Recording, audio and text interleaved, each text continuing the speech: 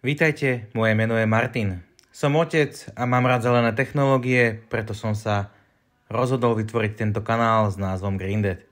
Tento zelený ocko sa venuje šetreniu energií, z čoho následne robí štatistiky fotovoltiky v mojom vlastnom dome.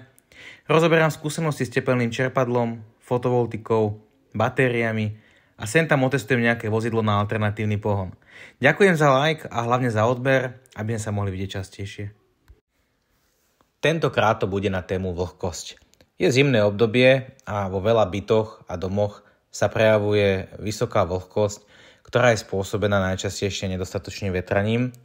A síce už sme sa téme rekuperácie vetra venovali, ale sme sa nevenovali tomu, ako má rekuperácia spotrebu a aké druhy rekuperácie poznáme. Nedostatočné vetranie a vysoká vlhkosť môže spôsobiť aj vznik plesní, čo nie je vôbec zdraviu prospešné a na to, ako tomu predísť, je teda to správne vetranie. U mňa v dome máme ustálenú vlhkosť na úrovni okolo 45 až 50%. Je to skoro v celej časti domu. Je to spôsobené tým, že teda ako som spomínal, máme novostavbu, kde máme inštalovanú rekuperáciu a je to centrálna rekuperácia a v celom dome nám viac menej udržuje aj konzistentnú teplotu, aj viac menej konzistentnú vlhkosť. Ako vidíte, tak pri kúrení kúrime na nejakých 23 stupňov, je to trošku teplejšie, pretože máme dieťa a teda tá vlhkosť sa stále pohybuje na tejto úrovni 45 až 50%. V prípade, ak by sme vypli rekuperáciu, tak vlhkosť nám samozrejme vystrelí, ide o novostavbu a už sme to aj vyskúšali, išli sme na nejakých 65 až 70%, čiže je tu dostatočne veľká vysoká vlhkosť. Ešte nemáme sieťky na okná, takže nemôžeme ani nejako extra vetrať, ale zvykli sme si a rekuperácia je perfektná. Aké poznáme druhy rekuperácií? Poznáme tzv. Lokálnu, vidíte ju na obrázku. Lokálna je taká, ktorá sa dáva iba do lokálnej nejakej miestnosti, kde jedna jednotka je zvonku, druhá je zvnútra a v podstate je to len prevrtaná ako keby trúbka cez stenu von, ktorá zabezpečuje vnútri nejaká technológia, ktorá zabezpečuje výmenu tohoto vzduchu.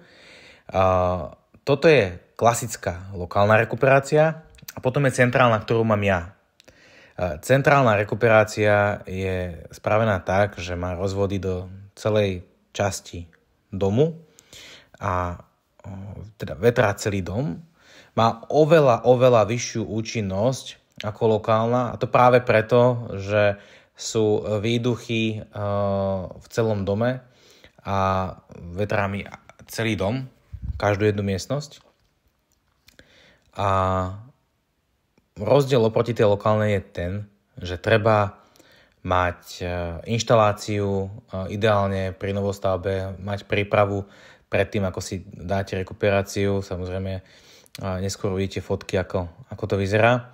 A pri tej lokálnej netreba žiadnu nejakú extra veľkú predprípravu. Je výrazne lacnejšia, pretože je teda len lokálna. Vetrá sa len lokálna miestnosť. Je tam výrazne nižšie náklady, pretože je to len jedna jednotka a nemusíte ťahať nejaké veľké hadice a potrubie, ako to má tá centrálna. A je to montáž cez steny, ako som spomínal. To znamená, vy nebudete musieť mať ťahanie hadice, nebudete musieť mať žiadnu zložitú inštaláciu a dá sa to dokúpiť. V tejto dobe to stojí plus minus, čo som pozeral, okolo 500 eur a rekuperujete doslova. Nemá to takú účinnosť, ale určite to pomôže. Ako to mám nastavené ja? Ja mám rekuperáciu na úrovni asi plus minus 50%. Je to režim normál. Je tu vidieť, že 21 stupňov vháňam dovnútra, 22,3 ide von. No a zároveň je vidieť aj to, že aká je tam spotreba, aj spotreba do kurovania, hlavne spotreba do kurovania. Spotreba celkovej rekuperácie na úrovni okolo 30 až 50 W, čo nie je veľa.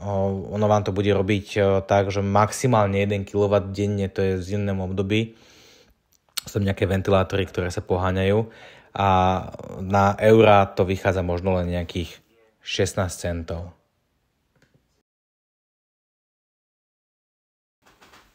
Tak ako som spomínal pred centrálnou rekuperáciou, pred tým ako budete robiť, je treba mať nejakú prípravu. Tá príprava je najlepšie riešená, keď ste ešte v štádiu holodomu. To znamená, že máte len raster na strop, máte parozábranu, ideálne medzi tým máte nejakých 10 až 15 cm voľného priestoru, kde sa ťahajú hadice.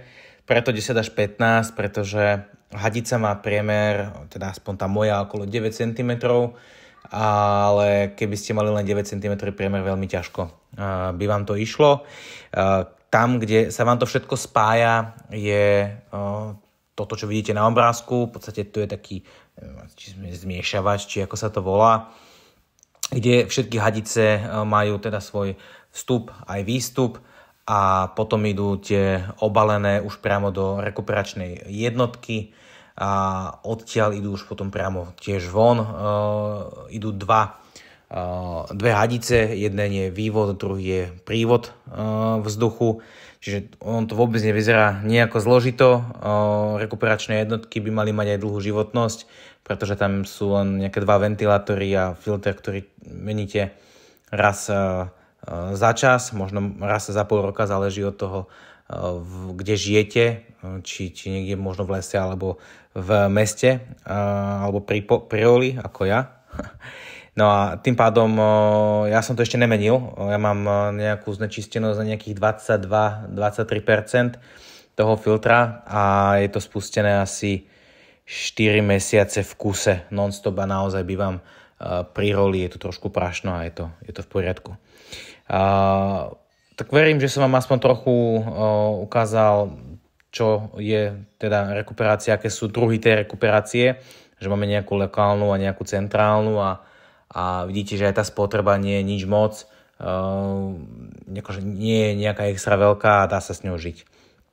Toto nám všetko teda pomáha, ako som spomínal, udržiavať vlhkosť v dome v normálnych hladinách, tak pevne verím, že ak sa vy rozhodnete pre rekuperáciu, tak takisto ako my nebudete ľutovať.